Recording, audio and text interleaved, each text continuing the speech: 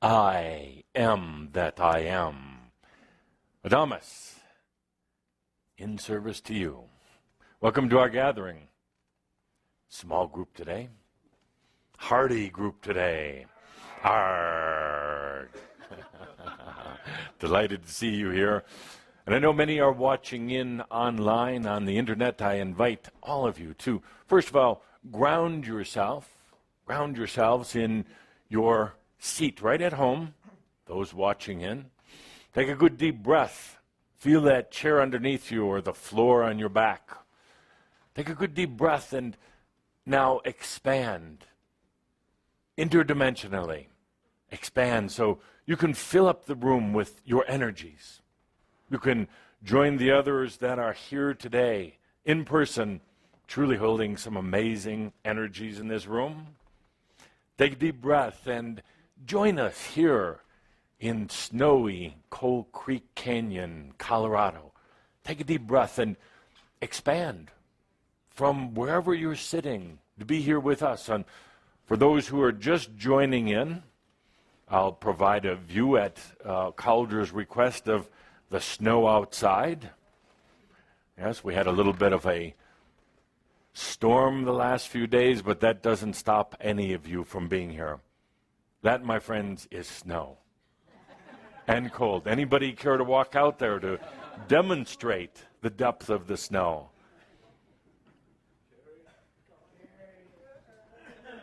So that, my dear friends, is a look outside.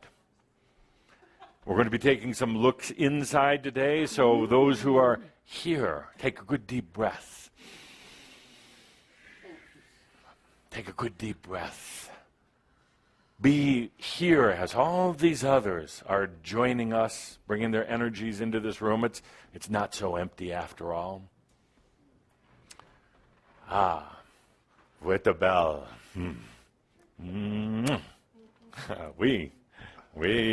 Yes. From France. Just for me. Just for me. Just for me. Yes. So, dear Shambra, I've heard discussions, not pointing at anybody in particular. How subtle. I've heard discussions of the difference when we're gathered here like this in front of the cameras, in front of the audience and everybody else, say there's a different Adamus. Oh, yeah. Versus when we're doing some of our more private discussions and channels, different than recently on the AstroDoc show. So what is that difference? Why does that occur? Is it me or is it you? Both. Both. And why? Why the difference, my dear? Well, it's a reflection of the energies. Absolutely. Absolutely. Reflection of the energy. So when we're gathered like this with the group in the room, with those watching in, it's a different type of energy that we're all working with. I know many of you can feel the difference when we're sitting here versus at a workshop, at a gathering, at one of your teleclasses. But it's absolutely the energies of the humans, of Shambra, what they desire, what they're really trying to do. We're going to talk about that a little bit today. So the angelic beings, no matter if it's me or... I think you like to express in front of the camera, too, a little differently. A bit, I have to admit, a bit. But whether it is in front of a group like this, whether you are on your own, but it is also the angelic beings, the non-physical beings, working with you that will adapt their energies to you. Absolutely adapt their energies to where you're at, what you desire in your life, where you want to go. They'll adapt to you. Now, they're never going to force you to do something you don't want. They're not going to interfere with things that you're choosing, either consciously or... I keep trying to walk to the back of the room to talk to the ones back here. It's empty. Nobody. Is it empty? Of humans, it is. Mm-hmm. So they're constantly adjusting and adapting to you.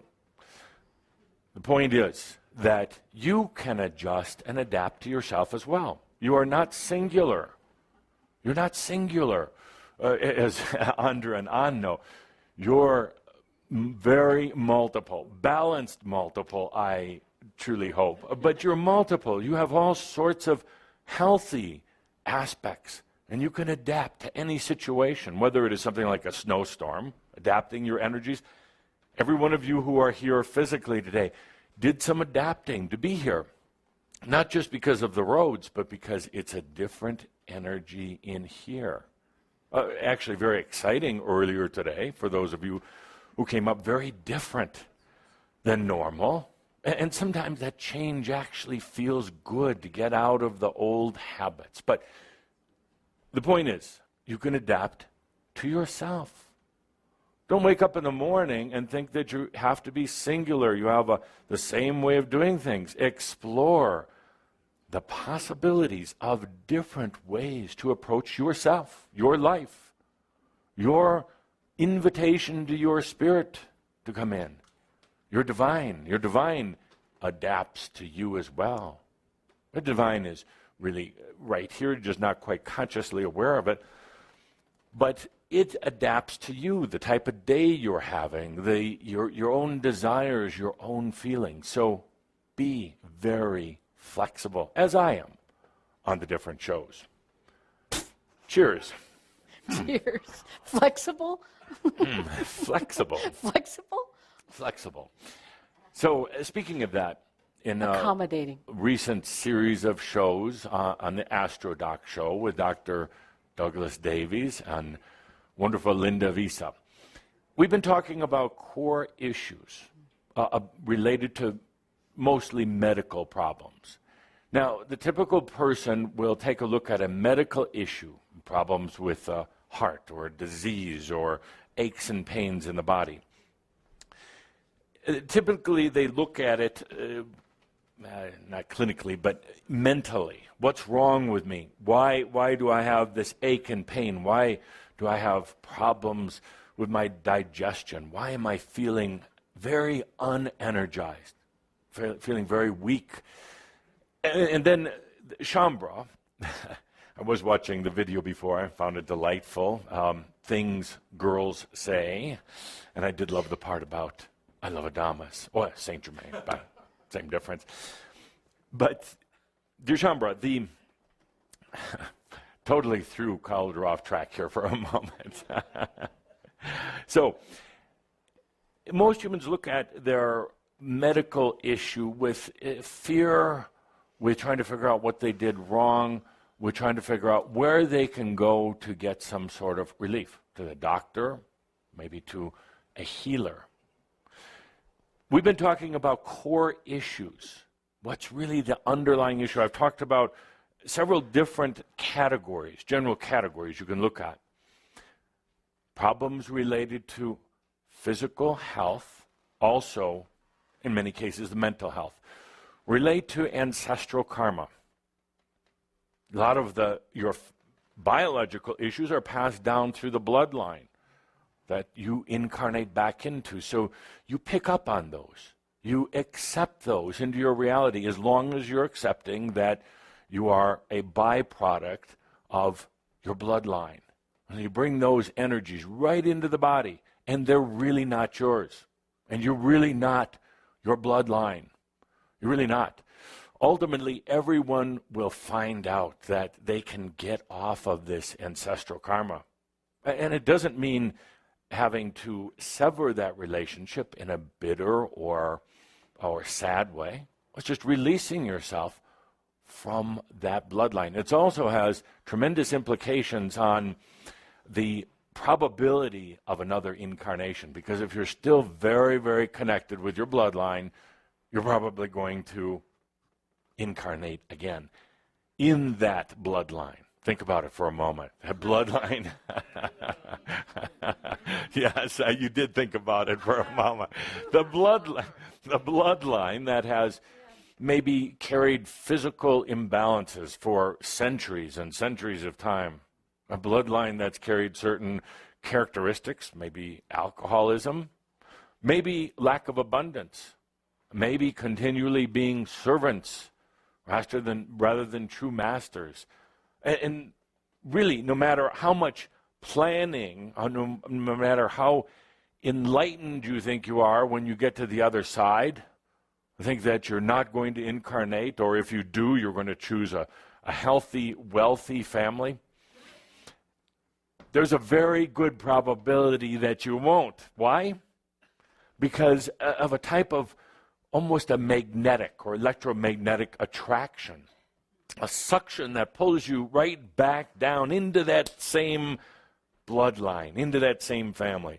Old karma, old relationships, love in some cases, happiness and satisfaction in some cases, but this ancestral karma has profound impact. Now, I'm not saying call up your family tomorrow and say goodbye forever. I'm not saying to divorce your family, although some of you have. Just take a deep breath and realize they might be wonderful friends. They might have been terrific parents, great cousins, but sooner or later, the sovereign being releases themselves from that bloodline, and you can do it right now. Matter of fact, you're going... That look. That look. Would you like to use the telephone right now?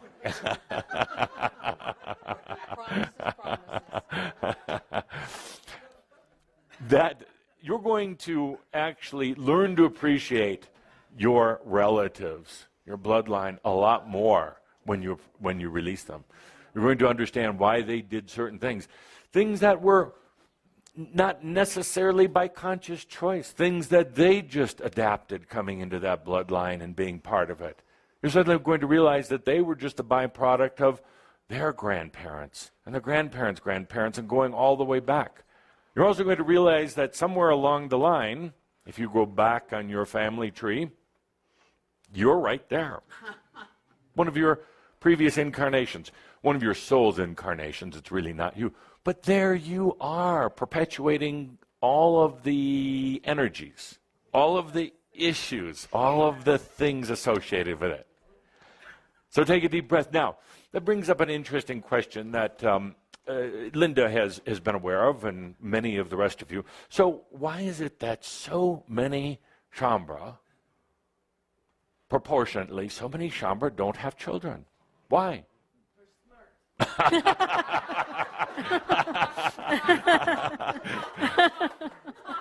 An Adamus Award, please.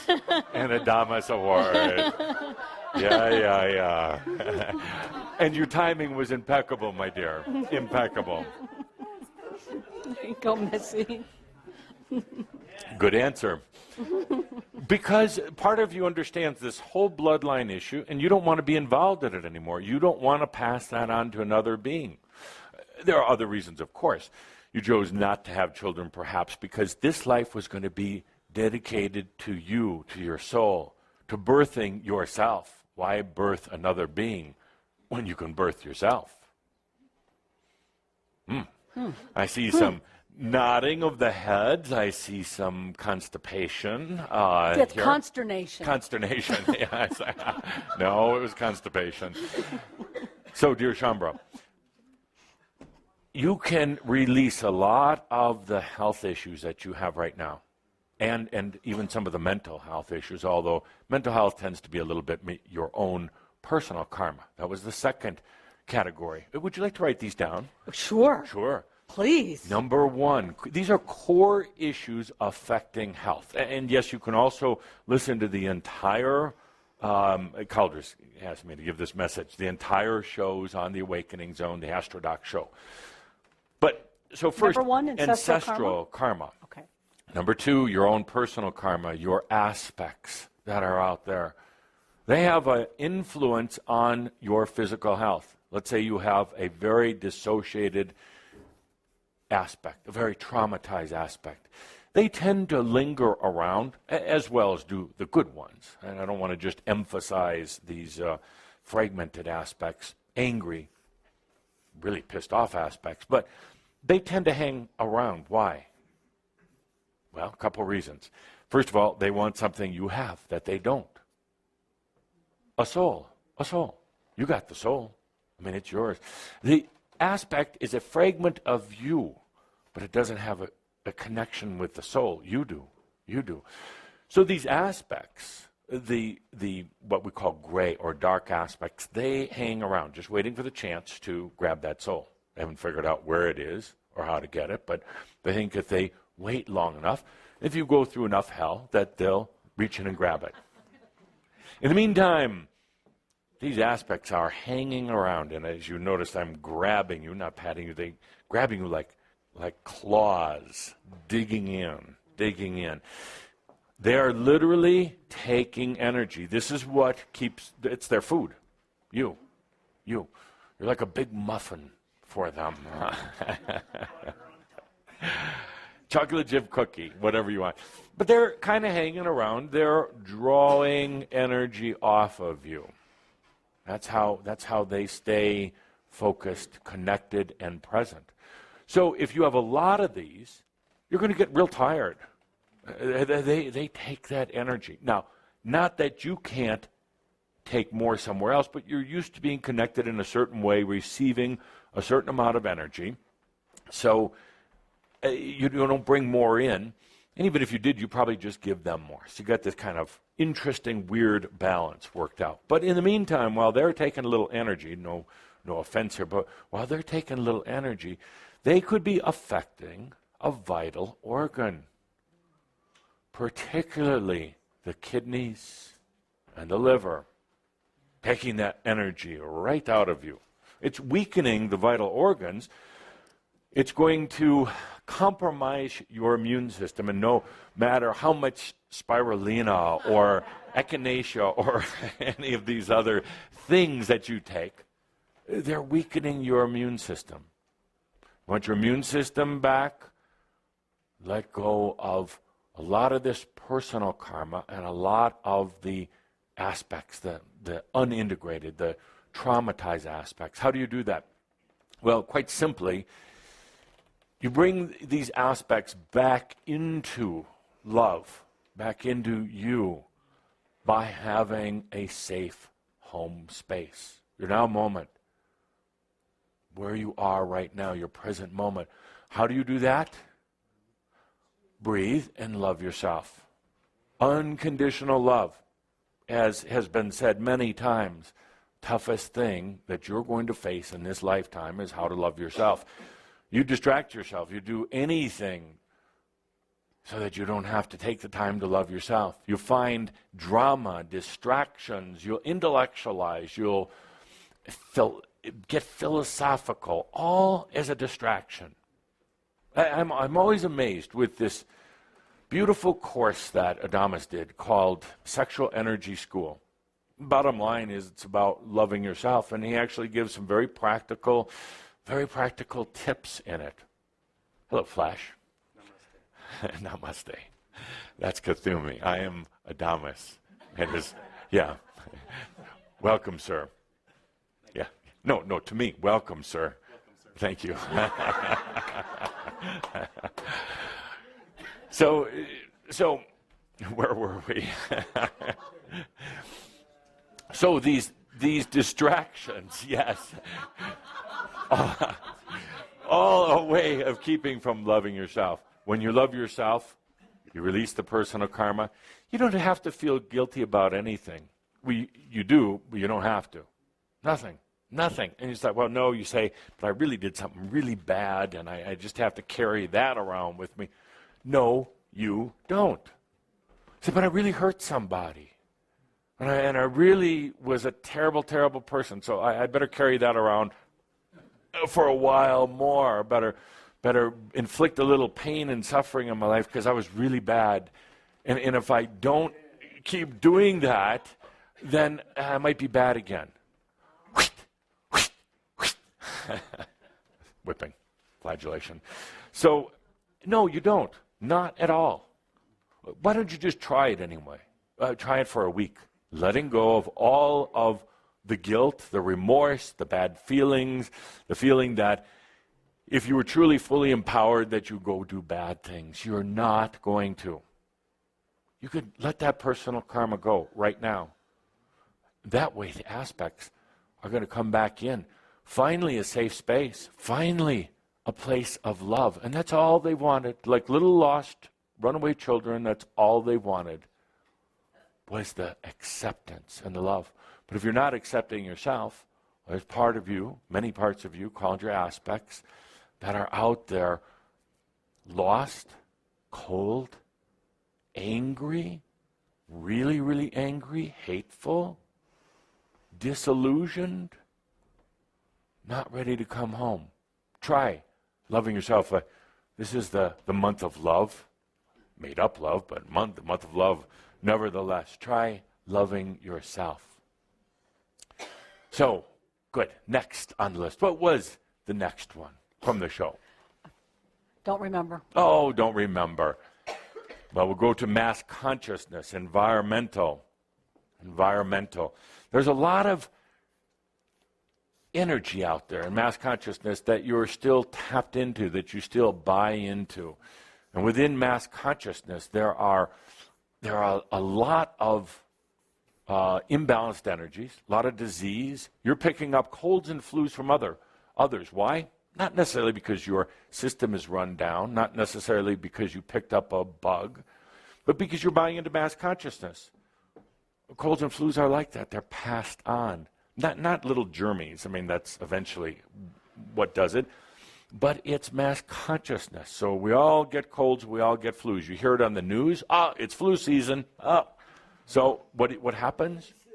You get sick. Absolutely. Get a shot, and but then mass consciousness tells you what about the shots? That it's a conspiracy. That it's injecting mercury or lead or God knows what into your system. Or yet little microchips to program you. Yes. It's all mass consciousness. There's a new epidemic that you probably see a lot more of in the coming year or so. A lot more. Unexplainable ticks. Ticks. We're not talking about the little bug tick. We're talking about that.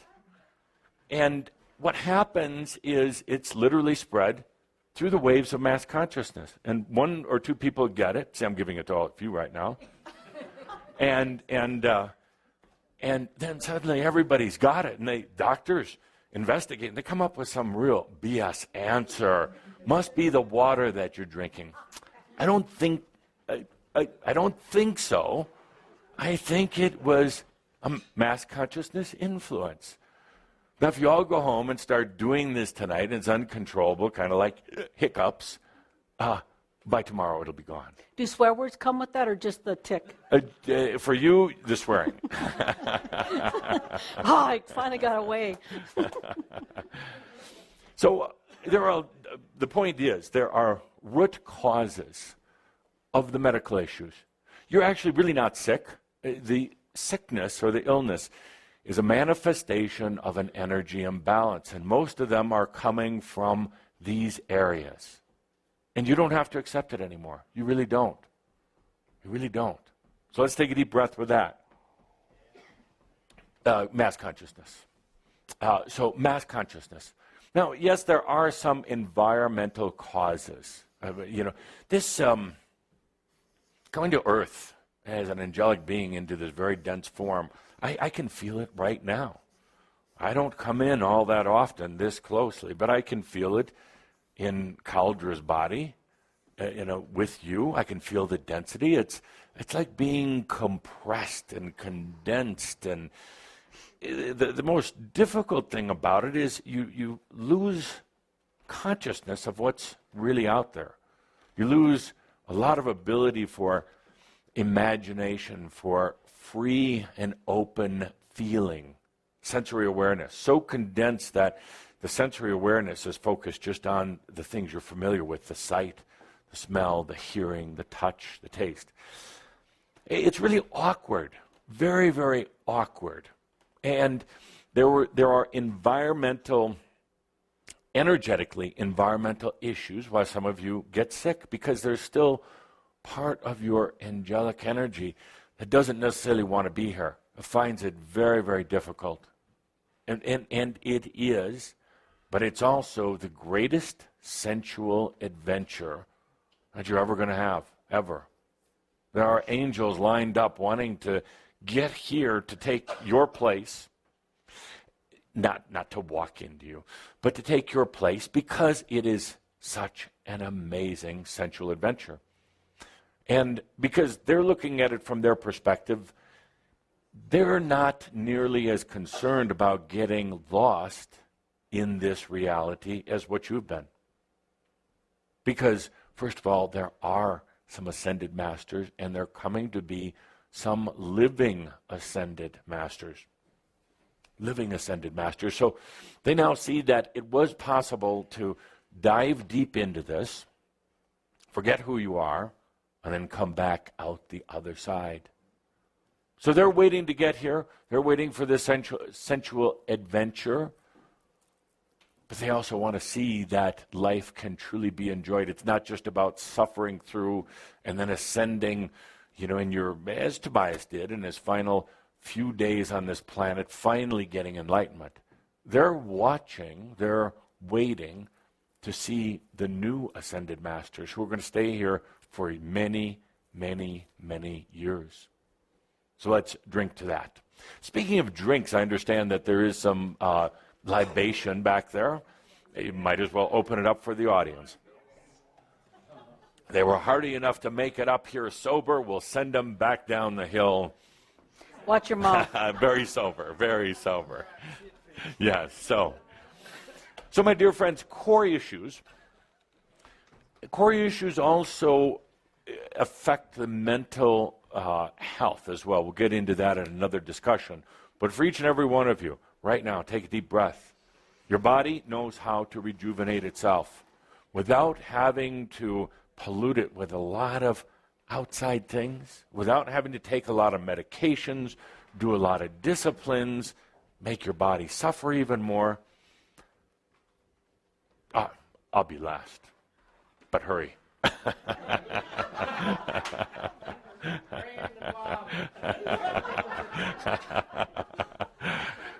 Your body knows how to heal. So let's do that for just a moment here.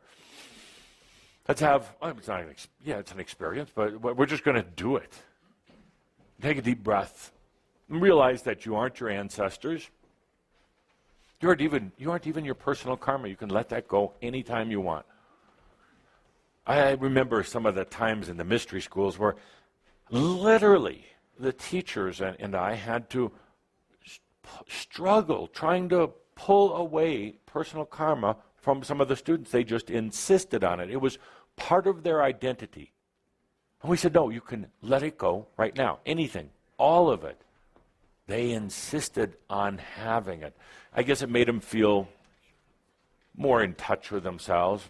The little bit of suffering made them feel more alive in a strange way. They just couldn't let go of some of the issues. But we can here today.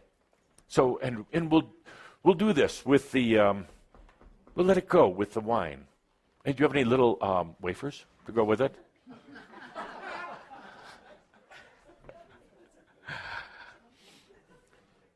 So when everybody gets their glass of wine, and for those of you listening in online, get a drink of water, glass of wine. Everyone served? First, before we take the drink. And this is to your unconditional health. Before you actually drink. It's to your unconditional health. Free of ancestral karma, personal karma, environmental issues, or mass consciousness. It's to your sovereign health. It's to your body that knows how to rejuvenate itself, to continue to balance. Now, first you smell, obviously not French. Can't believe it. Mademoiselle isn't even going to have a glass of wine unless it comes from France. But first you smell. Open up that sense. Ah, yes. And then just a little bit on the tongue, the taste, to your sovereign health.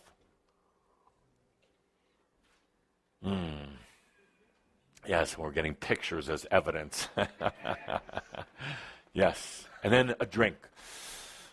your absolute health, letting your body rejuvenate itself.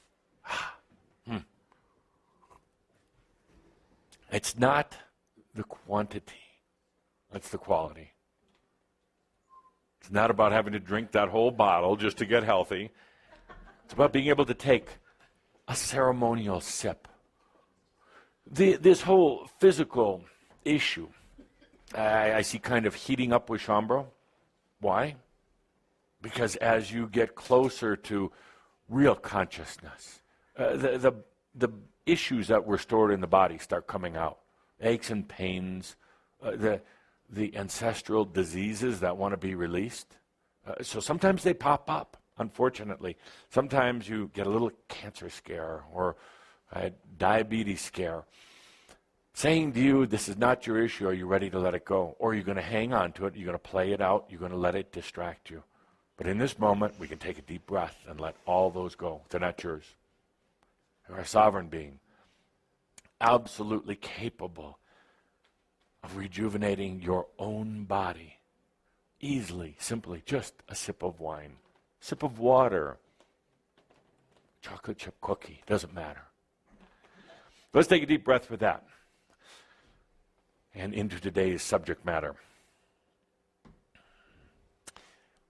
So I asked the question, what do humans want? Not what do you want, not Shambra, but the typical human. You'll need a new piece of paper here. What do humans want? Security. Yes, and we won't run the microphone, but speak loudly, and I'll repeat, just so everybody listening in online, who's also in the room here by now, I hope you've expanded and come into the room with us. So security, absolutely. Kind of interesting, a very interesting dynamic for anyone who is a spiritual psychologist. This almost doesn't make sense. You want to be here. Part of you doesn't want to be here. You complain about life, but yet you want security. You want to be even more kind of enclosed than you were yesterday. But security, good one. Good. What else do humans want?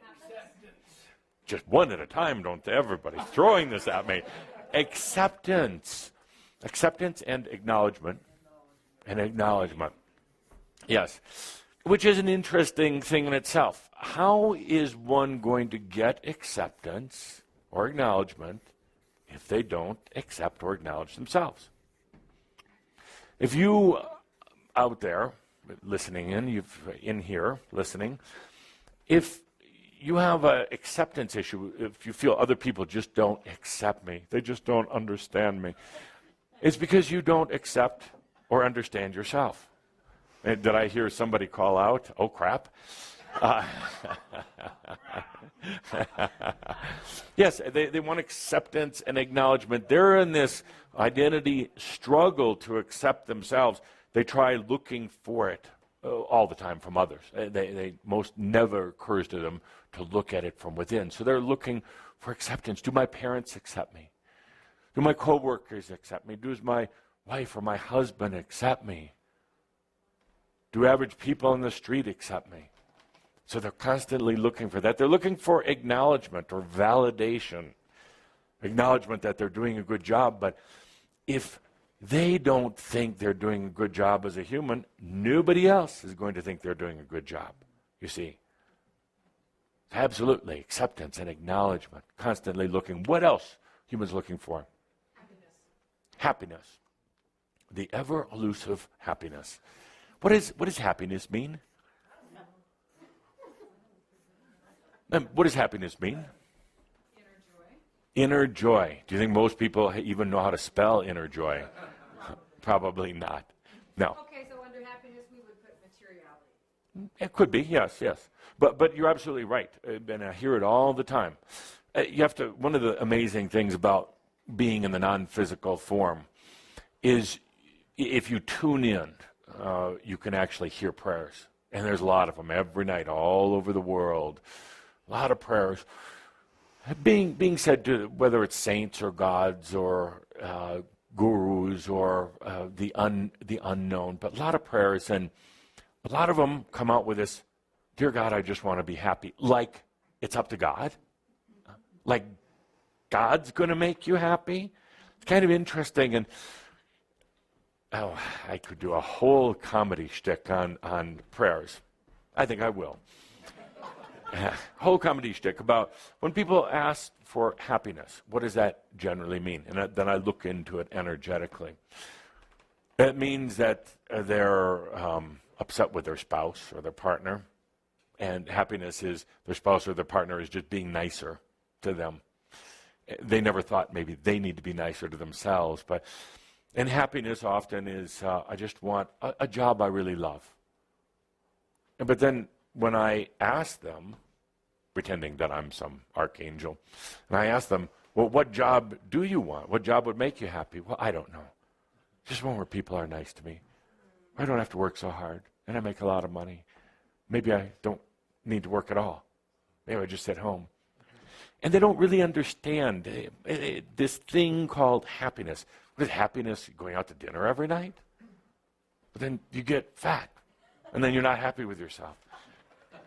This whole thing of happiness is kind of like a very neutral statement or undefined statement. I want to be happy. I guess what it really means is they're not happy. There's something unfulfilled, incomplete. They're looking for something, but they have no idea what it is that they want.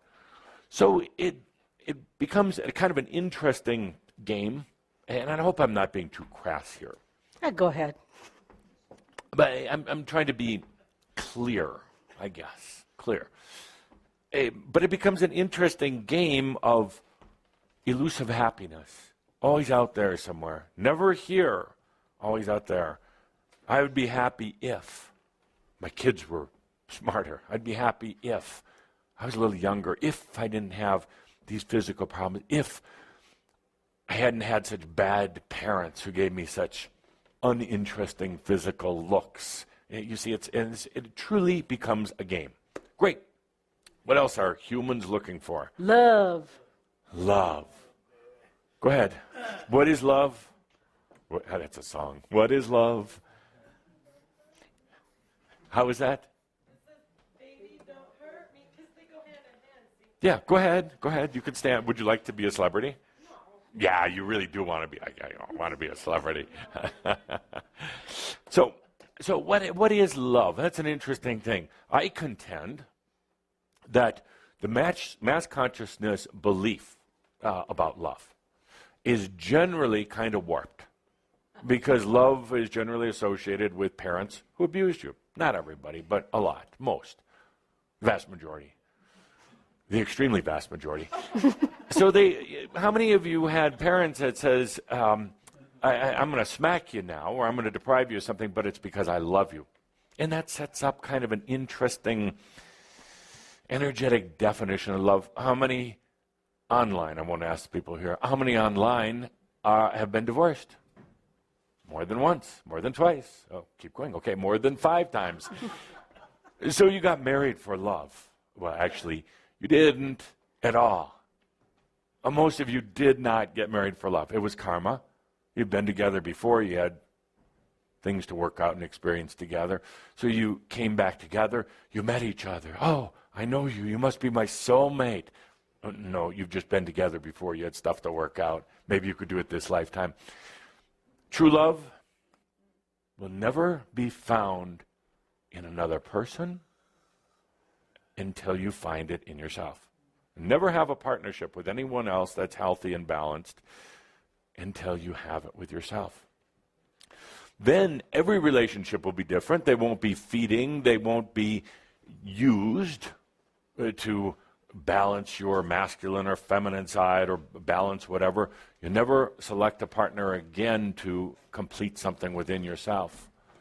So I hear out there somebody saying, but what about love for my dog or my cat?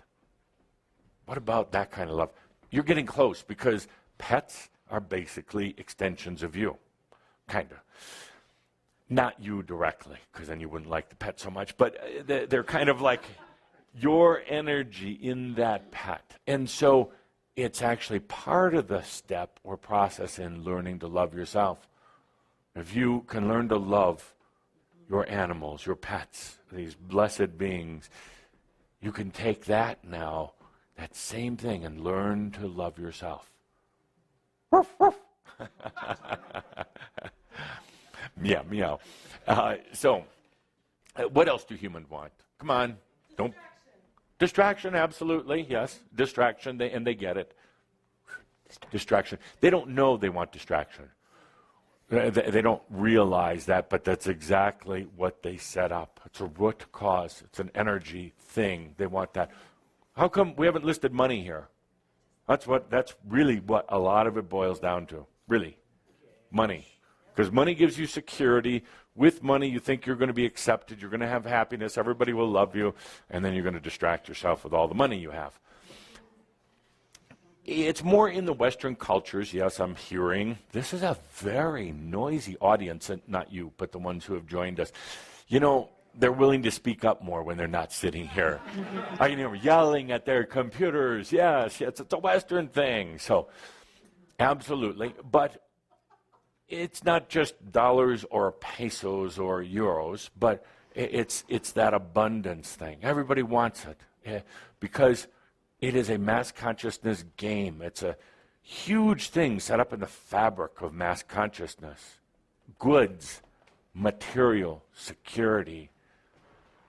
So it's very much out there. So much of the pursuit is about that. And everyone here, physically or non-physically, you need to be honest with yourself. If you were given 3 wishes, one of them is going to be money or abundance. You're going to say abundance because, cash. Not just credit, not a 20-year payout on a jackpot, but cash now. And then you call it abundance because it sounds better, doesn't it? Yeah, I choose abundance. No, you're asking for money. So this is an issue. It's huge, and never feel guilty about it. It's just energy. It is just energy.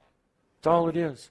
It's energy that is kind of at a lowest common denominator. Everyone's agreed that they're going to use this for trade, and believe it or not, this planet, I don't care what the politicians say, this planet will come down to a common currency. There still may be other sub-currencies, but sooner or later, it's going to. It only makes sense. Why would you have all sorts of different currencies that you have to convert when you travel, which is easy to do these days, and then you have to convert it, and somebody's making some money off the conversion. The money changers, you know how Yeshua felt about them. Table over. So you are going to come down with a single currency, maybe backed up or having more localized currencies as well. But sooner or later, and I know some of you, not some of you, but some people think that's some big plot for one world order. I'm going to digress here for a moment. But I spent a lot of time, effort, and had a lot of fun in my last lifetime as Count Saint-Germain, doing work throughout Europe to try to unify. We had these little kingdoms and fiefdoms and control centers, not really even governments, just control centers.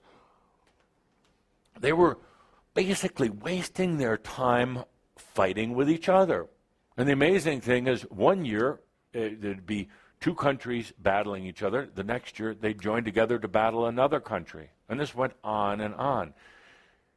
A lot of lives were wasted.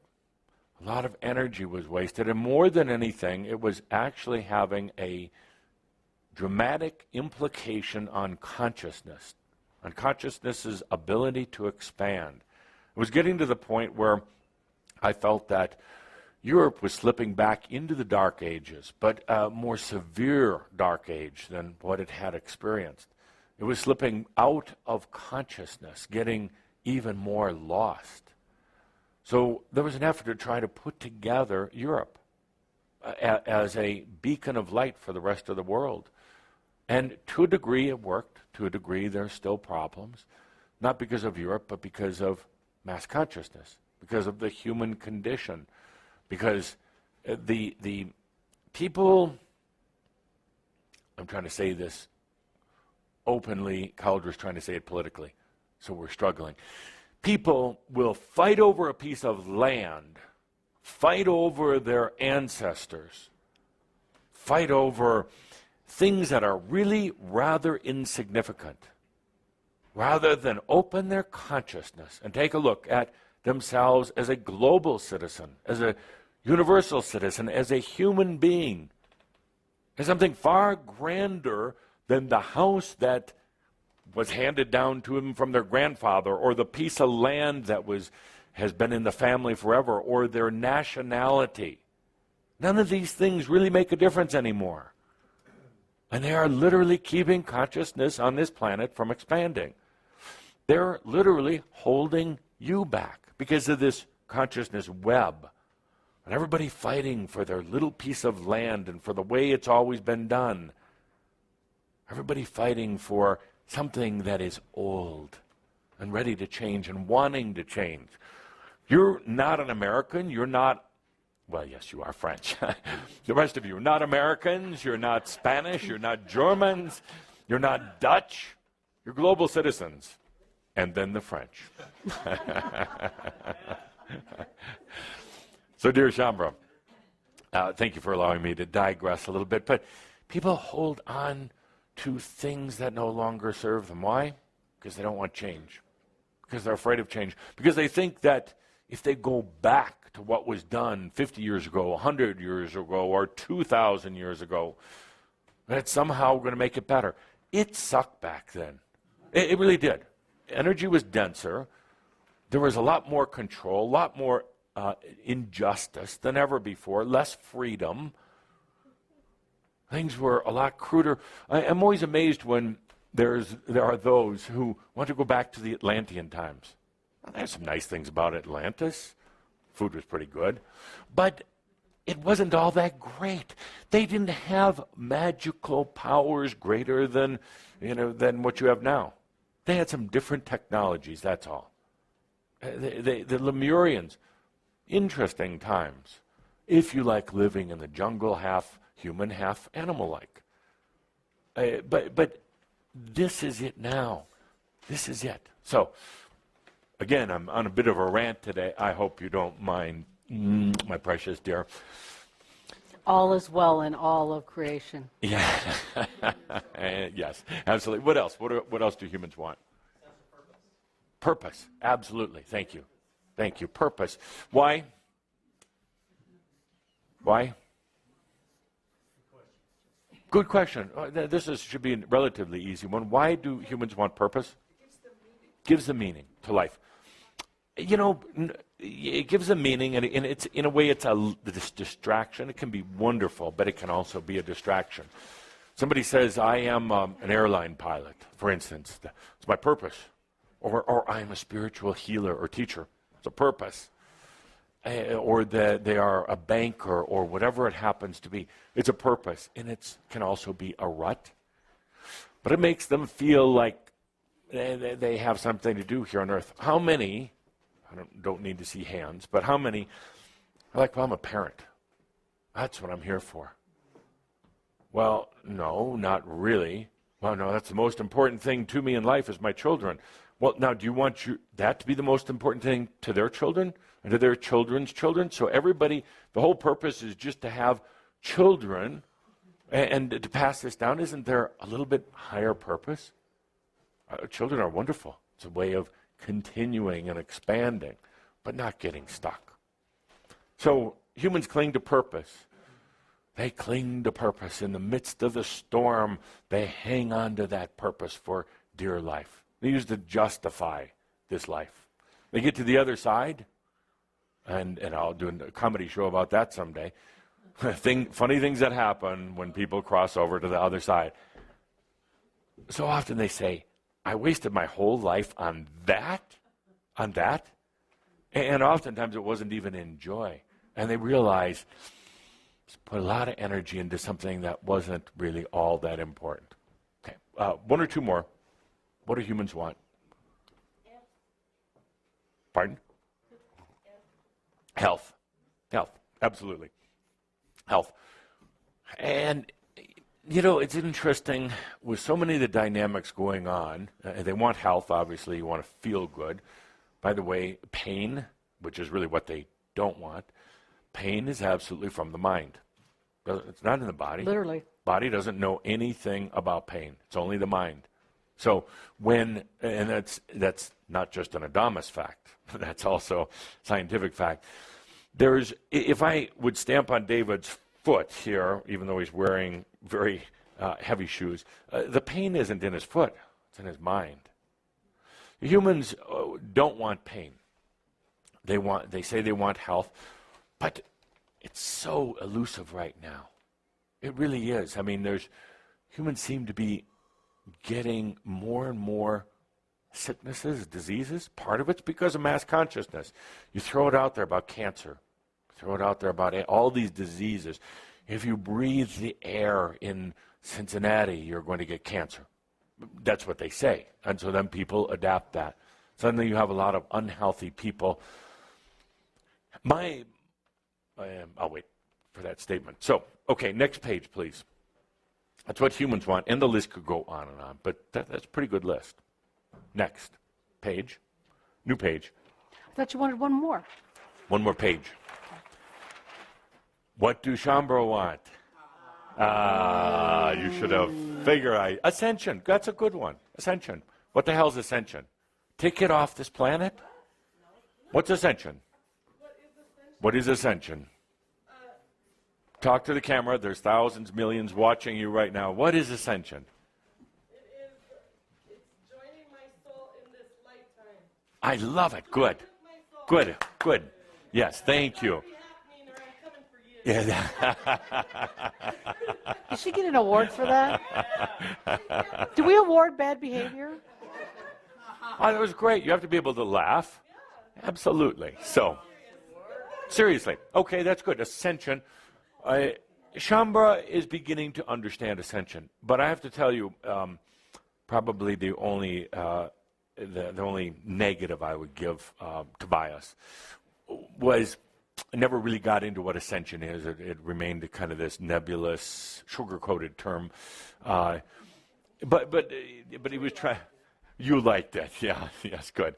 Ascension. So Shambra is beginning to learn about ascension. There was an old concept of suddenly you glow a lot and you grow big wings and you fly up off of Earth into the astral realms. It doesn't work that way. This whole sorry about that, Andra.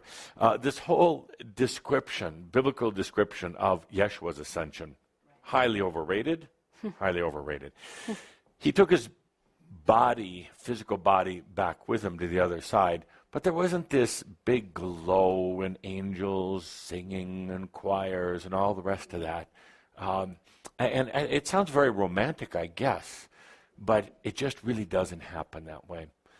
Shambra is beginning to understand that ascension, true ascension, is bringing your divine, your soul, into this experience with you, no longer having the barriers, no longer having the separation, the living ascension. So thank you. Good. Are you there? Yeah. Good. Yeah. Can you walk on water? No. Yes, you can. Open the door, walk right out onto the snow. Absolutely. Yes, I am enlightened, as Kathumi said. Yes, I am enlightened. Absolutely you are. You really are. You're just starting to experience it. Yes, thank you. Good. Is ascension having a lot of money? Apparently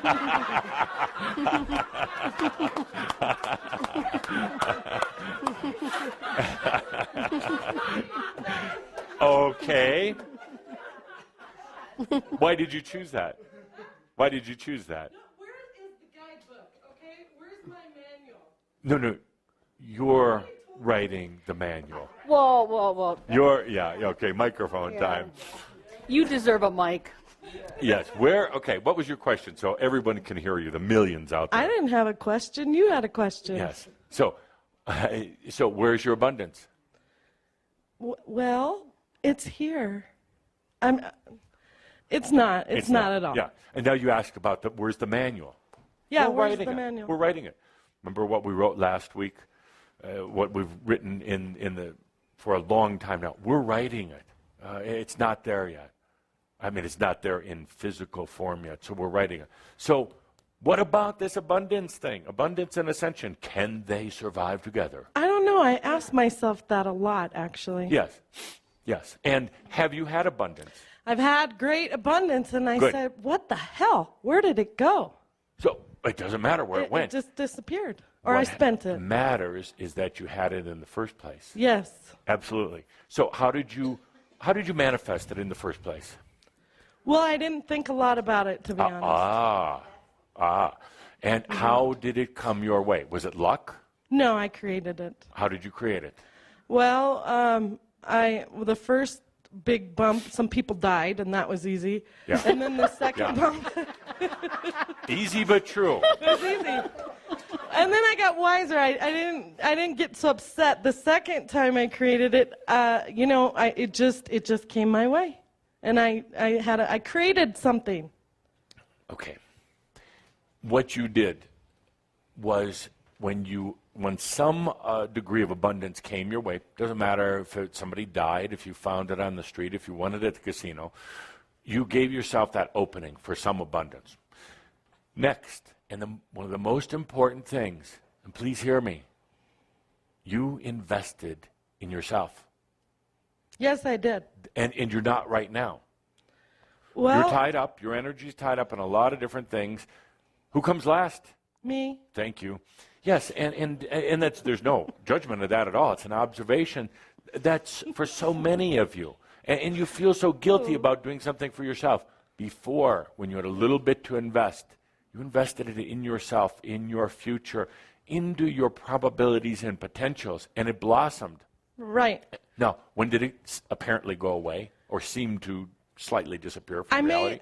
I brought a child in my body, and then my mind jumped in and talked to me about being proper and doing the right thing. Yeah, and putting your energy in a lot of other places. But Yeah. that's illogical. Because don't you think your child, who you have given much to, really, don't you think your child wants you to be abundant? Because then maybe he doesn't have to work so hard, and maybe when you die, you could leave stuff behind for him, just as others have done for you. He talks about this a lot, as a matter of fact. Yes, he does. Yes. He does not understand this lack of abundance issue that we face. So you talk to him, you get answers from him.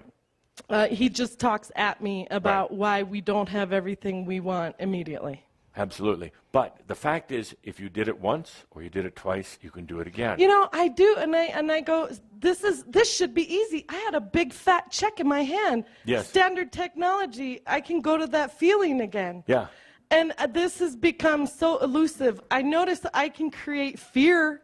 I can go to fear very easy like that, but going back to that feeling of abundance, I go, like that. Yeah. Trip And there's myself something up. stopping you, blocking you from it. So, but again, go back to the feeling. If you did it once, you can do it again. If you did it without thinking, as you said in your own words, you can do it again by not thinking about it. Okay. So, you take a deep breath with that. The funny fact is, and we're all going to laugh about this someday, you're going to be wildly abundant. I know that. And I'll tell you why later. Okay. But I know that. So the question is, do you want it now or you want to wait a while? I want it now. Now, what are you going to do with all that money? What? What are you going to do? That's never the problem. I'm a woman. I know how to spend. That's not what I'm going to do with it. What are you going to do with all the money? What will I do with all my money? I already gave the answer. What? I already gave you the answer. You are going to invest in myself. Thank you. Yeah. Thank you. I will invest in me. Good. Okay, what else? What else do Chamber want? Let's just put down abundance. Abundance. Sleep. Sleep. Restful sleep.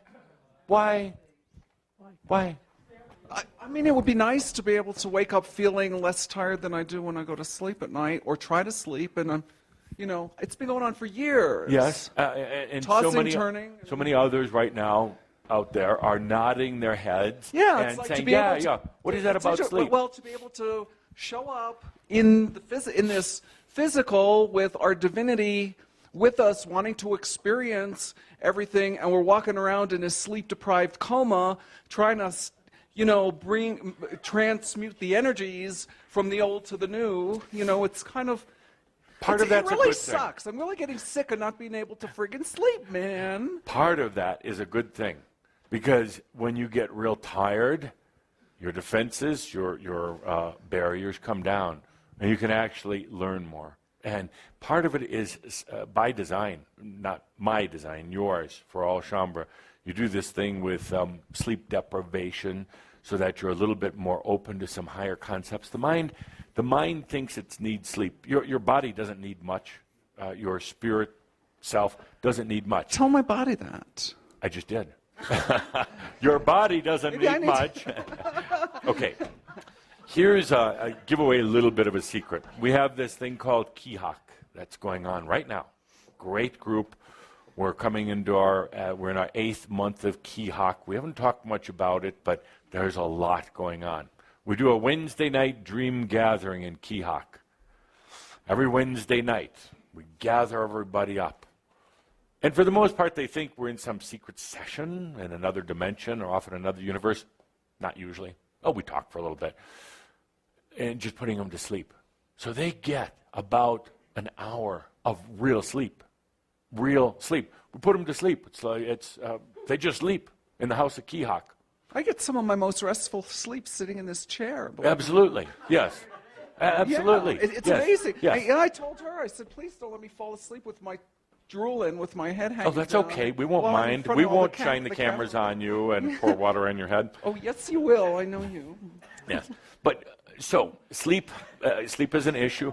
There's a reason for all the sleep changes. I won't go into deep dive on it, but I'll discuss it later. And how are we doing? Oh my gosh, the time is running out, but we have plenty of time.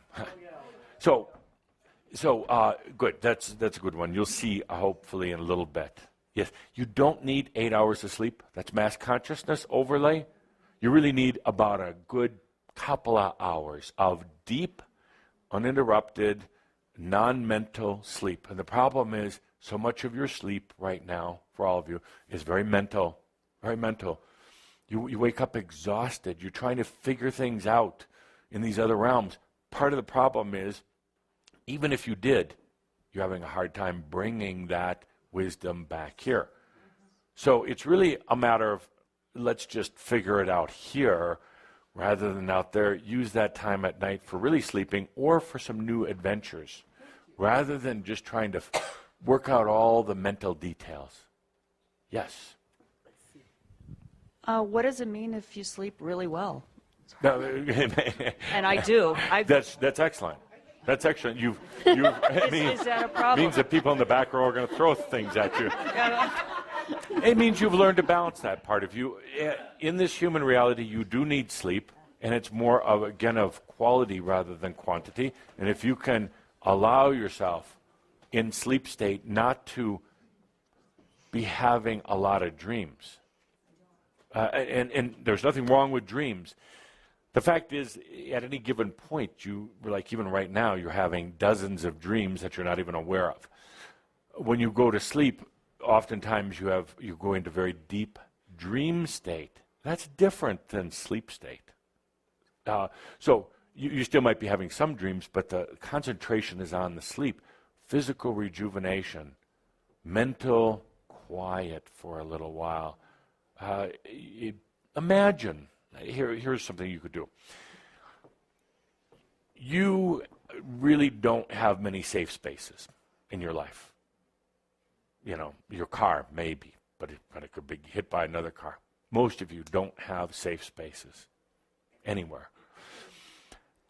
So you're really never getting true rest and rejuvenation, because wherever you go, you have these security alarms always out.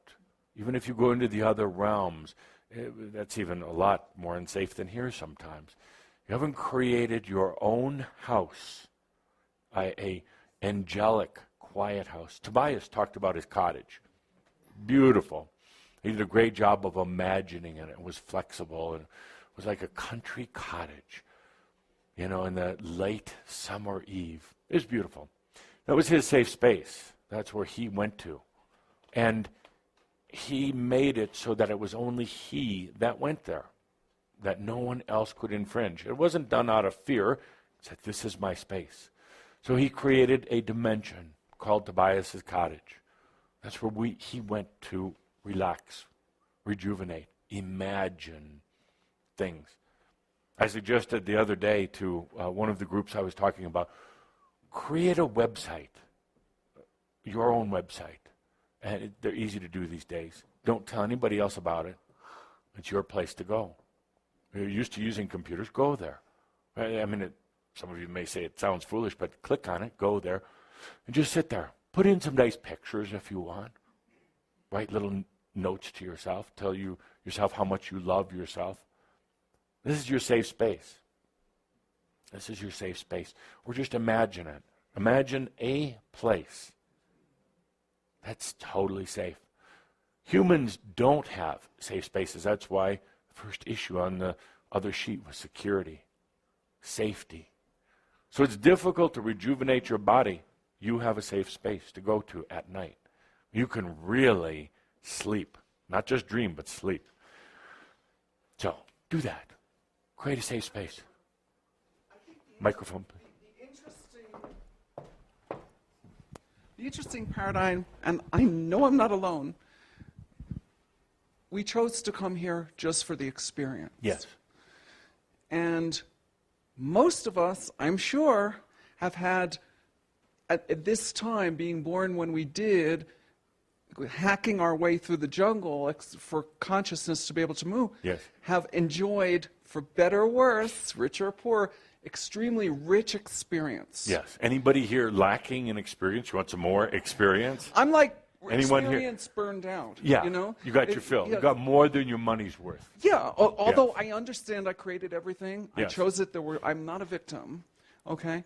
At the same time, what we've come to experience now as part of the experience is we have been through so much what we would consider, because it's just a perception of our mind, a lot of traumatic experiences to Yes. get to this point, that now that we're pretty much through that, because I Yes. feel I'm through it, certainly, is we're just, even though I have a very safe space now, Yes. completely safe, it's like part of my mind is waiting for the ball to drop again. Absolutely. How many others feel that way? The other shoe's going to drop. The ball's going to drop. Like Boom, when's it going to fall? explosion. When's it going to fall apart once again, so I can crawl my way out of this one just to prove that I could do it? And maybe it's not even about your life, but you open the news or open the newspaper expecting another 9/11. Well, that's deeply planted into consciousness. I stopped watching TV or reading the news Yeah. years ago. So, Good.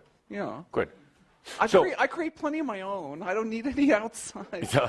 But you bring up a good point about experience. You've all had it now. You know what experience is like. You could teach about experience.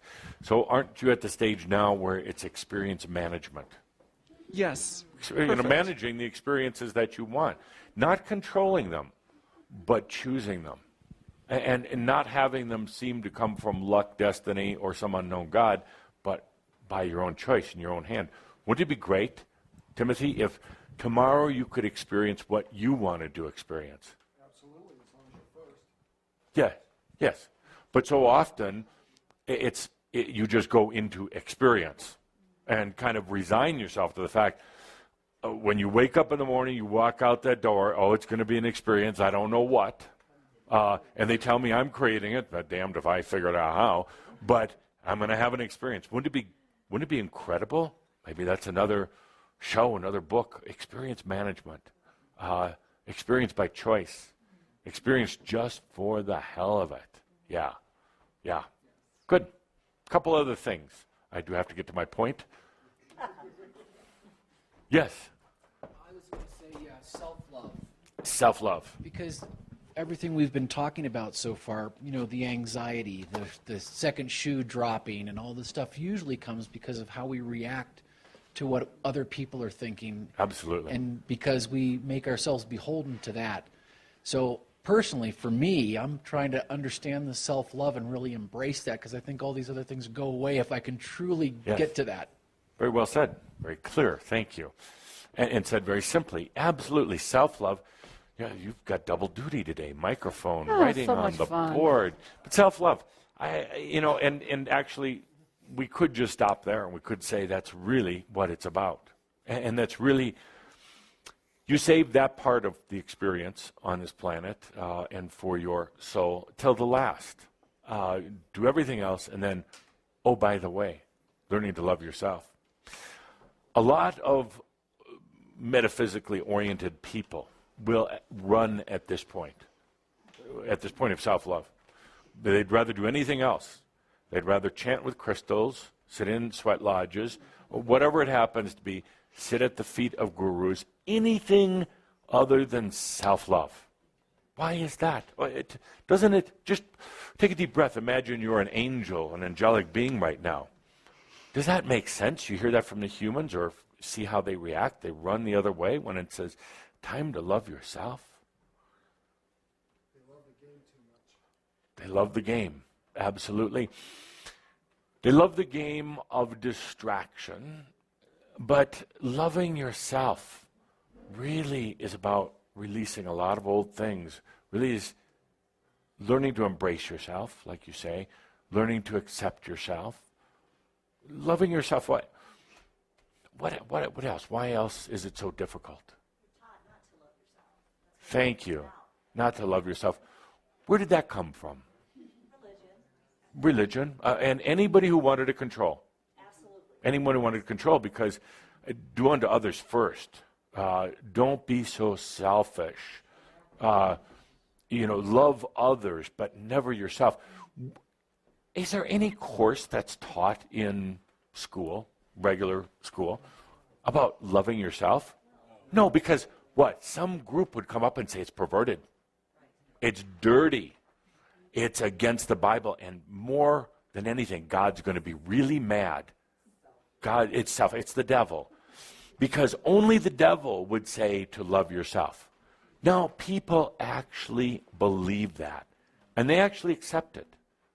Yeah. But imagine a new energy school, which I'd love to see. And when the children first start going there, the very first course is about loving yourself. When you love yourself, you automatically are going to have compassion for others. Loving yourself is difficult because there's such a karma buildup. If you've been on this planet a lot of times, such a karma buildup. We talked about it before. That is difficult to just stop and say, no more. No more. It's difficult for even you, my dear friends, to say, I'm not that thought that just went through my head. I'm not what happened yesterday. Maybe you could say, okay, I'm not what happened 50 years ago, but you say, I just can't be irresponsible and say that wasn't me. Yes, you can. It's a defining point. It is one of the biggest points of separation when you say, no more. I am not on that karma path anymore. Yes? No, I think it's like a fear of completion that we have because we learn to love ourselves. Right. And it brings us to an ultimate completion where, well, what else is there? And what else is there? What else? I learned to love myself. I'm complete. I don't need. It's got to be really boring, yeah, right? Yeah, exactly. So all this wonderful drama and trauma we created by all this experience, it's like we've been feeding off of it, and we reach that point of self-love. It's like I don't need to be anymore. It almost means a point of annihilation. Absolutely. Yeah. And that actually is a fear I've talked about in some of the workshops. Is I asked the question, why aren't Shaumbra stepping over that threshold into ascension? Why? And the reasons are many. We could fill up 20 tablets with reasons. But it is that question, well, is it annihilation? Is it finality? What's going to happen to my friends and my relationships? And what am I going to do all day? Right now I have purpose. I'm searching, searching to be an enlightened being. So what would I do then? Would they even let me into the monthly Crimson Circle meeting? Would I have to watch in from online? So there is that, absolutely. Let's a few more so I can make my big wrap-up point. The thing everybody's been waiting for. You know, half the people listening online right now are asleep. We put them to sleep before. All they talk about sleep. No, they're very quiet. They're sleeping. That's good. That's good. Okay. I would think immediately following self-love would be service. Service. Service to Gaia, service to humanity, service to all that is. How honest do you want me to be about that? Totally. Totally. Crap. Well, explain. To an extent. And the reason why I say that, what happens if we put service as number 2 on the list after self-love, it flips. And suddenly it's about service and not self-love. And if I do enough service, maybe others will love me and maybe I'll learn to love myself. But we're talking about already having the self-love piece down, Yes. right? Yes. Okay. Why wouldn't service to the greater whole immediately follow that? Do you really care about the greater whole? I do. Why? I love this planet. I would like to see her. Yes, you have a big investment in the planet, absolutely. Gaia's leaving, though. Humanity. Oh. What a mess. Okay, What so a you're mess. saying that there's no such thing as service? That No, I'm in service. Okay, then explain. Thank you. I was waiting for you to say that. So, and this is where, by the way, I love you for asking this, because this is where a lot of people get irritated with me. And they leave the Crimson Circle. They blame it on Cauldron and Linda. Sorry. But this is where they get upset because they're so locked into this old thing. It's one of those nails that's in there and covered over, nails into mass consciousness, and absolute bullshit. Absolute bullshit. This planet is fine. Why do you think I close my amazing dialogues with all is well in all creation? Means you don't have to do a thing. Everybody's on their path. Sooner or later, they're all going to ascend. Not because of you, not because of me, but because of themselves. Sooner or later, humanity's going to say, let's do it a different way. And it's not up to you or it's not up to me to do that. It's up to me, because I learned it from Andra a long time ago, to be compassionate. Okay, so I'm with you on this. Good. And you don't have to so be. the ascended masters, whoever they are, Yes. came here not for service, but for compassion. Period. End of sentence. No, they came here for themselves. Not even for compassion. They came here for one thing, their sovereignty. And that's what Earth is all about. Sooner or later, everybody makes their way through, including the whales, the dolphins, the bumblebees, everything else. It all works out. It already has worked out. The reason why I say that is because you and your soul, which now I view as together, really not separate. Long time ago, you chose ascension, self-realization, knowing yourself as God also, not dependent on anyone else, not contingent on you knowing you're God also. You can be a master and shouldn't have to be. It doesn't matter. Compassion is the acceptance that she's absolutely experiencing it how she wants to. You're actually both ascended. You already are. There is no time and space. Yes. So you've already ascended. Now, the soul says, yeah, well, that was great, but how did I get there? What wisdom did I accumulate through my experiences to get to this ascension? What you have right now is kind of an incomplete ascension. I mean, it's completed, but the experience of how you got there, that's absolutely up to you. Absolutely up to you how you want to get there. You want to do it on your hands and knees, or you want to do it with a big, happy, rich smile on your face. Doesn't matter. Doesn't matter. The soul doesn't care, actually. Your soul really doesn't care. You can burn in hell, and your soul really doesn't care because it's an illusion. It's a way you may want to experience the ascension, going to the depths of hell, if you choose to believe in that. If you can also do it by singing lullabies, dancing on top of little buttercups and flowers with the deer singing along with you. It doesn't matter. It's just an experience. Or you can do both. You can say, I'll try this, I'll try that. I'll do it the difficult way, I'll do it the easy way. So here I am in service. As a master, I have a saying that only a master can be in service. Everyone else is a servant. They're on their hands and knees, beholden to someone else. A master, once he has that realization, I am that I am, nothing else matters, then a master can be in service just for kicks and grins. That's all. That's all. I love being in service, but I'm not obligated to it. It doesn't really matter if you choose to sit here and listen to me or not. It really doesn't. It could be an audience of one. Wouldn't that be fun? Because I'm not invested in the outcome. I'm doing this because it's enjoyable. It's amusing, truly is. I mean, I laugh a lot when I'm not in front of you. I have a good time. But because also we've traveled together over a long period of time, and I kind of like all of you. All of you, too. Actually, I'll go so far as to say, as long as Linda doesn't use it against me later, that I actually love each and every one of you. That's Valentine's, I had to say that. That's on tape. Yes, I actually love you, but love is compassionate. It's heart to heart, soul to soul. It's not sorrow. It's not feeling bad for you. This is fun, and it's fun because I know you're going to make it. So it makes it a lot of fun. We have an agreement going way back, which neither one of us has to honor, but it's enjoyable to honor it, that we would teach each other.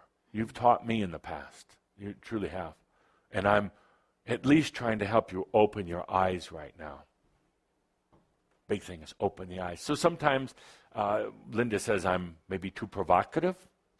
Sometimes I'm irritating. Sometimes I say shocking things just to get the eyes open. I tell the attendees in the workshops, I hope you go away irritated with me, because that means you're irritated with yourself.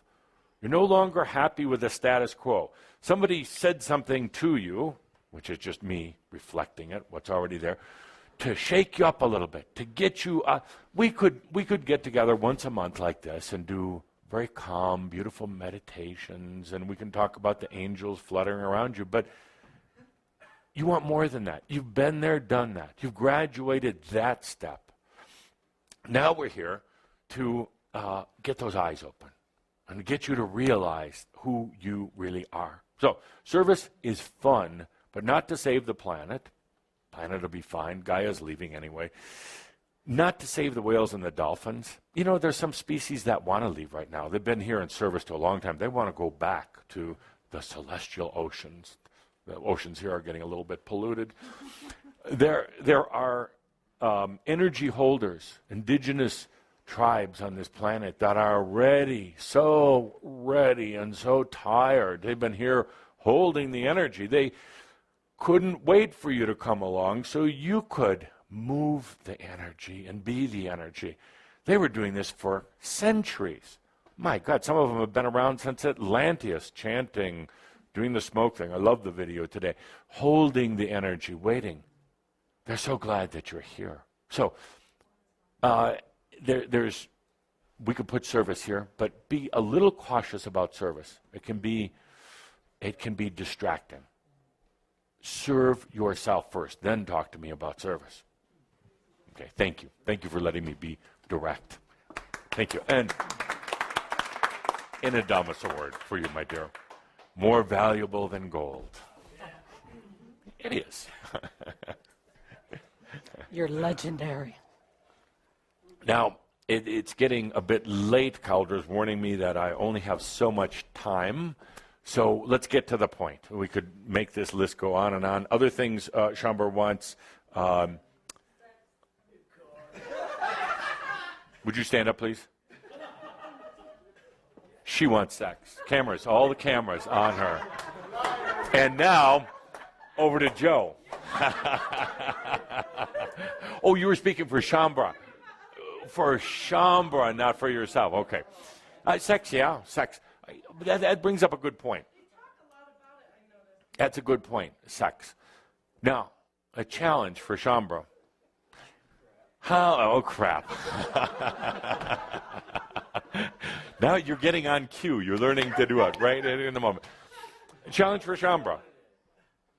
Tobias did this great, amazing class, Sexual Energy School, talking about loving yourself. To love yourself, can you touch yourself? Can you pleasure yourself? Some call it masturbation. Weird word. But loving yourself, bringing yourself to the ultimate orgasm that includes your physical body, your mind, and your spirit. That's really kind of secret for getting your spirit in here. Not having sex with somebody else, but with yourself. But, see how quiet it's gotten in here. Let's not talk about that. Or some about you, let's talk about that some more. Kind of a weird balance and flipping back and forth. I wish you'd say more. God, I can't stand it. I am so glad I'm watching it online today. Why did I come up here? Talk about masturbation. Making love to yourself, enjoying touching your body, enjoying even your mind, your thoughts, immersing yourself in your thoughts. That's what will get your divine here. That, a good meal, good glass of wine, and gatherings like this. That's what's going to invite your divine in here. We could list a lot of other things on here. We'll save that for another day. I wanted to get on to the tube, the gift wrap. We started this last month. And the premise is this. Let's have a toast again. Oh, you've drank all yours. A toast to life, to life. Smell of life, a little sip.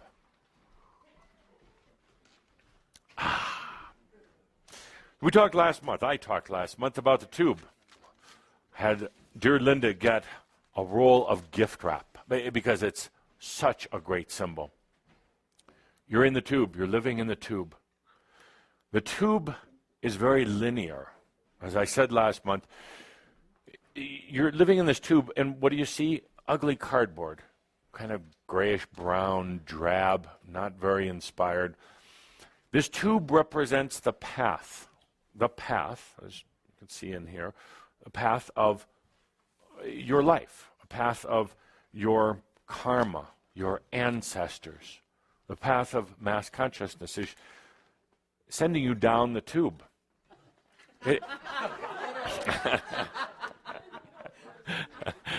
Literally sending you down the tube. People think they want to get out of the tube, but when actually given the opportunity, they don't.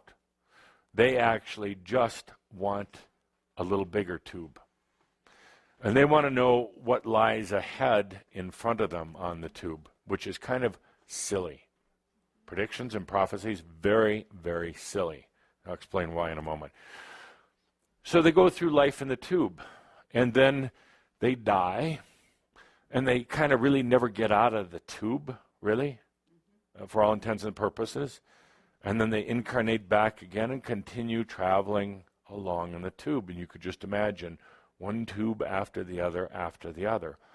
They become numb to it. They limit their own thoughts and imagination and ideas to adapt to this tube, never realizing that it's actually this beautiful paper on the outside, never actually realizing there's so much more out here. You see, if this tube was just suspended and floating in air, there's a little bit in here, there's a lot out here. And that's what life is like. What holds this tube into place, what's keeping it a tube, is time and space and belief systems, but primarily time and space. It's keeping that tube a tube. It's keeping the illusion for all of you that it's there. It's really kind of, I mean, it is there, but stop for a moment. There's so much more around it. There's room, even if we open these doors, so much more. That's kind of what life is like. You're held into place by time and space. Some other factors as well, but those are the primary ones. So in order to expand beyond this tube, it's about releasing time and space. Not destroying it, not denying it, but releasing its tight grip. That, my friends, is challenging because it's so dense. You're so bought into it. You wear the watches. You are in physical form. You're a part, you're a product of time and space. So where we're going to go with this is beyond these factors. It's going to be it'll be an experience, best way I can put it, because it's going to affect your mind, your thoughts, your body, your ability to, how you are centered into reality. It's going to throw all those off. But we're going to get out of the tube. Now, again, we don't blast it. We don't blow it up because it's part of reality, but it's just a small part. So what do? Same thing we did with the many who are listening in today, the many. Ask them to expand from their chair, not leave their chair, not to project themselves here, but to expand themselves here. So we're going to expand beyond the tube, beyond these forces of time and space. Stop for a moment. It sounds maybe fun, it will be an experience, but what would life be without time? Good, up to the point you got out of bed in the morning. Because everybody else is operating on it. And they don't like when you're late for appointments. They don't like when your essence shows up from the future into their reality now. And that's really what happens. You suddenly become so expansive, time really doesn't matter. Suddenly, things aren't occurring in a singular motion. They're occurring simultaneously. As I've said before, there is no time outside of the earthly realms and the angelic realms. There's no factor of time. There is the evolution of experience, a progression of experience, but it's not necessarily a linear progression. It's the evolution of experience. So, what else when you go beyond time? What is that like? What are the human concerns about going beyond time? Pardon? Confusing, very, very confusing. You have your biorhythm set to time. You have the day, the night, the light, the dark. It's in the tube. It was stuffed in the tube. And all these characteristics. So you go beyond time, and it's very disorienting, extremely. And what happens when things get disoriented for the average human, written on the other page, when things are disoriented? That's partly true. Psychotropic drugs, fear, loss of identity. Loss of identity. When you become woozy, as some of you have experienced, suddenly you feel very dizzy. What do you try to do? Get back into the identity. Get back into time and space. Get back to the old you. Have you ever just tried getting really dizzy? Doesn't matter if you fall flat on the floor. Just letting it happen. And generally it doesn't. You don't fall on the floor. You expand a bit. What else when you go beyond time? Big one. Letting go of control. Because even though time controls you, it's in the tube here you think you're controlling time. You're not at all. But there's that issue. That's good. Good. So any others? Any other issues? What happens if you let go of time? Nothing will make sense anymore. It's the confusing thing. It's the mental loss of control. It just doesn't make sense anymore. So it takes a bold human to go beyond time.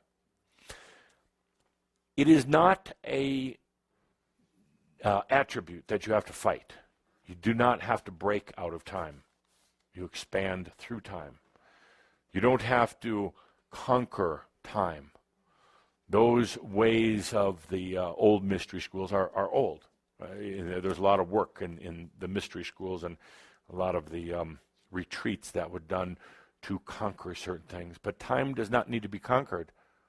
Time needs to be accepted within its parameters with the understanding that there is so much more out there. Timeless reality is kind of fun. Timed reality can be fun also, can be quite an experience, but you're ready to break out of time. Space is the other one. We're in a space together here right now. Your body is in a space. There's a focus on kind of an energy point that creates space, that creates dimensions. What happens when we go out of space?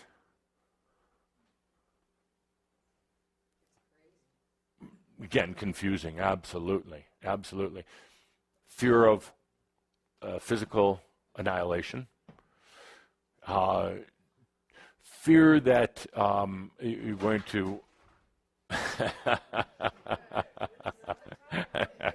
Yes, timed just right. Space. When you lose control of space, I tell you, the biggest fear that I've seen with the ones that I've worked with, it leaves you vulnerable to interdimensional spooks. You're in a space right now. I wouldn't say it's safe, but it's safer than being without space. You know how to manage it, kind of control it, and maneuver it. But suddenly you're without space. Suddenly you're in this foreign environment, and there is a concern that evil is going to overcome you, dark forces, demons, bad beings, and more so than ever, your beings, your demons. See, in this space, in the tube here, you can kind of manage your demons because they're kind of floating around out here, or so you think.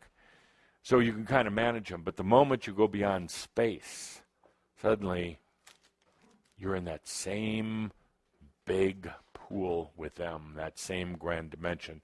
So there's a lot of concerns, a lot of issues about going out of the tube, going beyond. But I think you're ready for it. Let's give it a try. Let's give it a try. Now, we'll keep it very simple. It's about first making a choice, and if you don't want to try it, don't. You can do it later, next lifetime. And it's about realizing actually that you are safe. You are. It's about taking a deep breath from this moment and expanding, just expanding out of the tube, not expanding the tube. That's what humans want. That list we did before, humans just want to make this a little prettier, a little bigger, a little less pain in the tube, but they still want the tube, you see. Shambhala thinks they want to get out of the tube, but they don't know what the hell the tube is, or why it's there, or how to get out. So they kind of carry that tube around the whole time, and they dream of getting out of it, but they really don't, you see.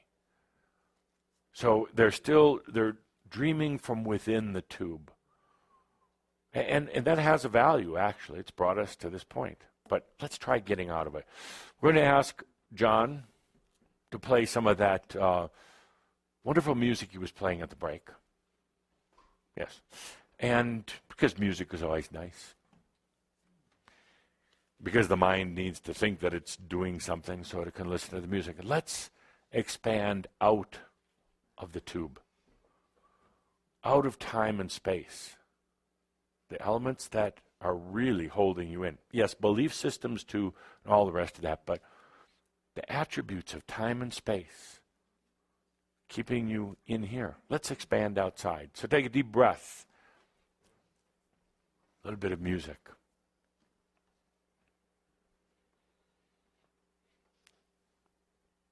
How do you do that? You just make a choice.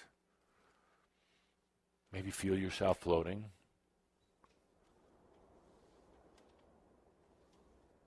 Feeling the tube. Tutti Flutti music. Oh, good.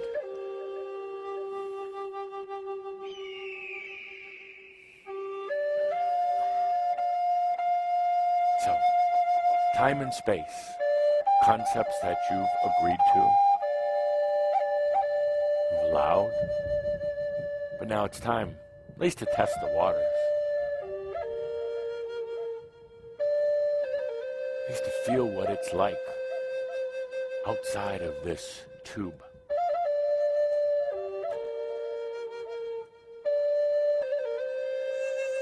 I use this roll of gift wrap on purpose. Because there is such a gift in having been in the tube, such a gift in experiencing time and space, such a gift in focusing yourself here.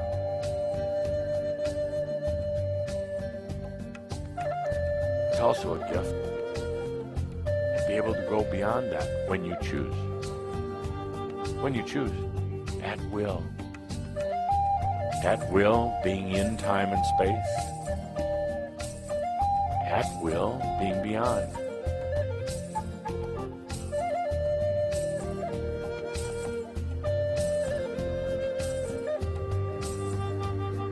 Being able to expand your consciousness, your focus.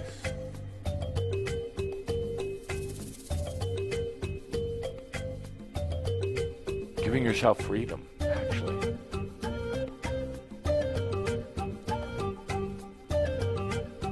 And that's really what it is. The freedom to be in time or space. The freedom to go beyond it.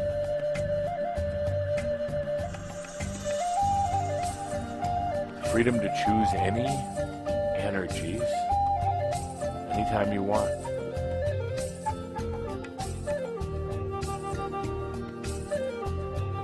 Breath,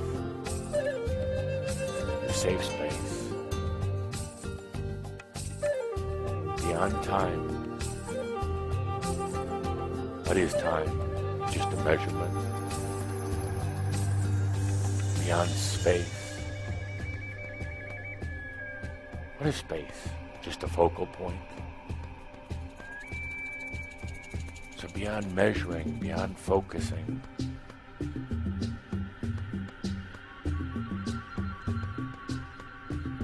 I do this with you today because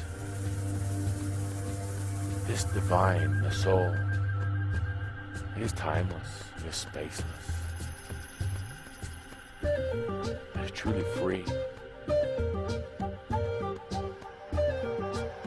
And by doing this, expanding outside of the tube, you can start experiencing yourself as your soul. Going beyond experiencing yourself as just a human. When we do this simple, take a deep breath, take a deep breath. When we do this simple exercise, it allows you to really feel as the soul feels. You know what it's like to feel as the human feels. Beyond time and space is as the soul feels. Take a deep breath. Such freedom. Such insights into your soul.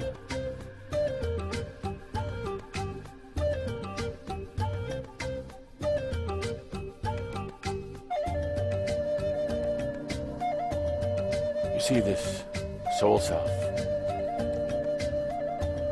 It soars like a bird. It has simplicity, elegance. It's not trapped in any tube or any cage. It knows no time. It knows no space. It knows only itself. Only its own love. You let yourself expand outside the tube. You start to understand yourself, your soul. a deep breath.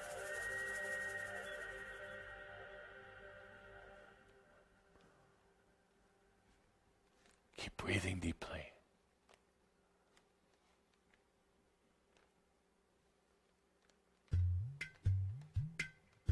Beyond the tube. What a great concept to be able to live in the tube, experience in this gift wrap tube when you want, be able to be outside of it when you want, or both simultaneously. That's true expansion. Both simultaneously. Now, very gently, when I ask you to open your eyes, very gently. Doesn't matter what you look at when you open your eyes, but bring this sense of timeless, spaceless reality. So it's easier to close your eyes and feel it. But now, can you be right here? Wherever you are, with your eyes open? Also beyond time and space? Still experiencing human reality? Still experiencing the infamous tube? And beyond time and space, all at the same time. That is a soul experience. Soul human experience, to do both. To be able to enjoy this reality, not to have to draw the shutters or the blinds, to be able to journey beyond time and space, but to be able to open your eyes. Now, if you would, please stand up. Keep breathing. Don't suck yourself back into the tube here. Keep breathing and just walk around a little bit. Walk around without talking. Just walk around. You're walking in time and space, but now feel yourself also beyond time and space.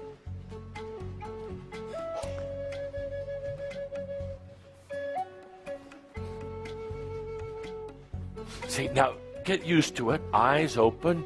You're walking around. You feel the reality of the tube. It's all around. You're no denying it. But there's also this timeless, spaceless reality. You can see colors. You're maneuvering so you don't bump into others. It's okay if you do, by the way. But you're doing all the tubey kind of things. But yet, you're letting yourself kind of stay expanded beyond the tube.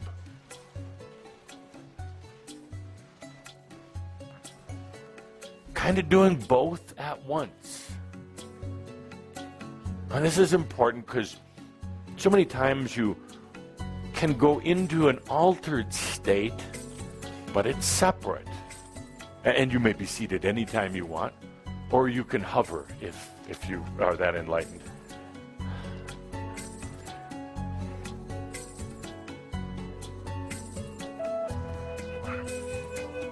Okay, thank you. Thank you. Just a simple, very simple, quick, practical exercise. And if you're saying to yourself, I didn't really feel anything, just take a deep breath. You did, you just don't know how to figure it out yet. You don't know what it is you experienced. But try this.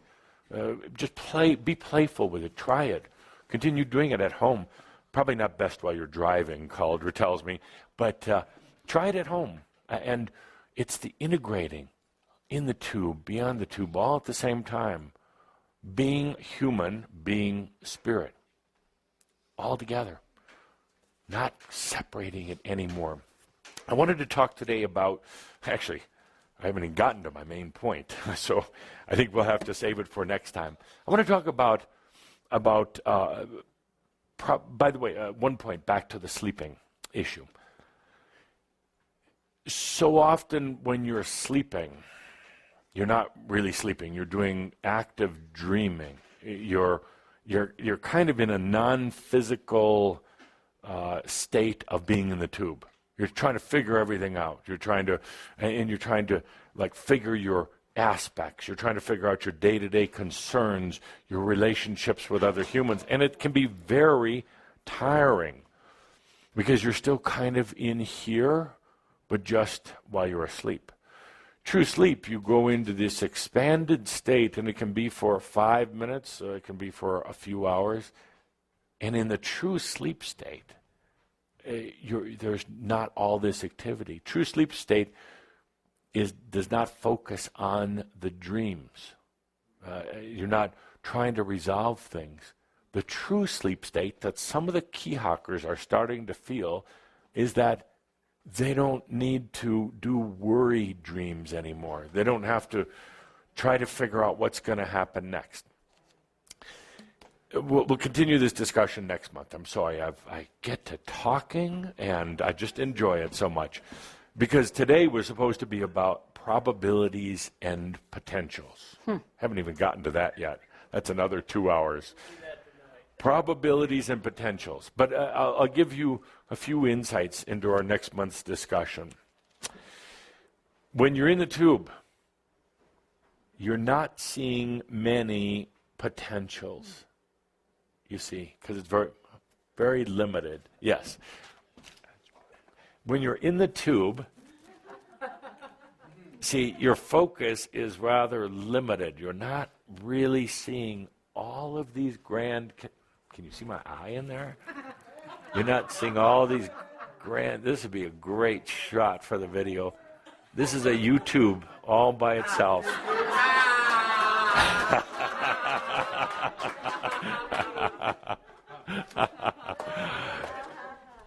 So, yes, and this is why I come here, just to entertain myself really more than anybody else. So when you're in the tube, you're really not seeing the real potentials. You're only seeing tube potentials. You're only seeing kind of what's already floating around in here in the time-space atmosphere. You're not seeing what's out here. So the potentials are very, very limited. And so often, I know when I talk to you about potentials, so often you're not really getting it because you're only seeing what's in here. You tie that in with probabilities. And when I said before, you don't have to be psychic to do predictions because chances are a 66% chance that the weather is going to be the same tomorrow as it is today. There is about a 92% chance that next week is going to look like last week. You do the same things. You get up and you have the same patterns, the same habits. There is a high probability that women in the room here will live to be about 77 and a half years old. The men, less, about 70, 71 years old. High probability. So it's easy to make predictions because humans live in the tube. And to know what's going to happen next, you just have to look in here. It's already charted out. It's based on what happened yesterday. It's very easy to predict what's going to happen in your next lifetime. It's what happened in this lifetime. You're going to look a little bit different, have a different name, have a few different technologies, but it's the same frickin' tube. So it's real easy to predict what's going to happen next. Oh, there's minor changes, but not very big.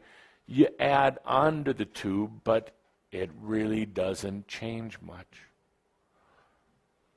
What's going to happen when you lose weight, I can already predict, not because I'm smart, but because of probabilities. You're going to gain it back and then some more, because you're doing it wrong. Your relationships, I'm not pointing to anybody in particular here, I have to be so careful. Was he looking at me when he said that? No, I was talking to everyone.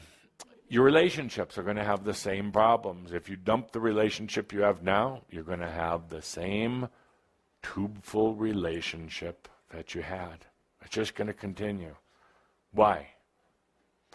You get comfortable living in here. You got very caught into time and space. You accepted these elements as truth, literal truth. And you think you don't know how to get beyond them. And it's keeping you in here. My job in service, in fun, is to get you out of here so that you can experience what it's like. So then you can make the decision. Do you want to keep living in here? Do you want to live out there? Or do you want to live in both? So, both, she says. So with that, let us have one more sip.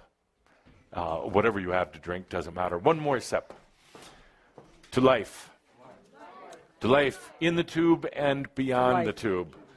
To life with greater potentials. To life with fewer probabilities. And with that, a reminder that all is well in all of creation. And except so it is. French wine would have been better. Au revoir, dear Shamba. Until next month.